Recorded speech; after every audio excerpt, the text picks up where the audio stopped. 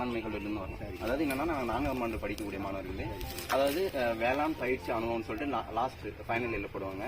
அதுல வந்து 3 மாசம் தங்கி இருக்கும். இப்போ வந்து என்னன்னா, இப்ப நீங்களாம் மாடுலாம் வளர்க்குறீங்க. மாடு வளர்க்கும்போது என்னன்னா வந்து மடிவிக்க நோய் அப்படின்னு சொல்லி கண்டிப்பா வந்திருக்கும். அது எப்படிலாம் வந்து கட்டுப்படுத்தலாம், அது எப்படி வராம கட்டுப்படுத்துறது அப்படின்னு தான் உங்களுக்கு சொல்ல போறேன். இப்ப சப்போஸ் வந்து மடிவிக்க வந்துருச்சுன்னா என்ன பண்ணலாம்னா, இப்ப வந்து ஒரு சுண்ணாம்பு ஒரு 50 கிராம் அதை எடுத்துக்கிட்டு 2 எலுமிச்சை பழம், அதுக்கப்புறம் கற்றாழை, அதுக்கப்புறம் மஞ்சள் தூள், இது 3ஐயும் நல்லா அரைச்சி மடிவைக்க வந்ததுக்கு அந்த காம்புல வந்து தடவி விடும். இப்ப அதாவது நல்லா பால் கறந்துட்டு அப்புறமா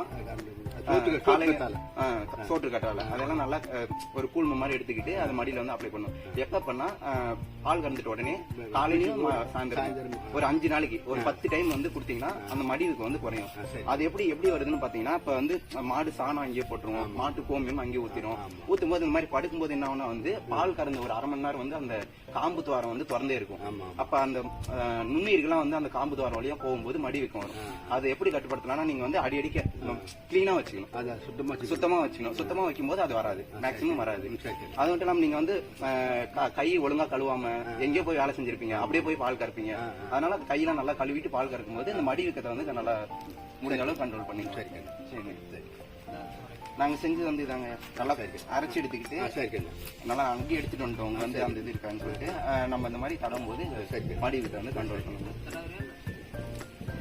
சரி, தேங்க்யூ. சரி.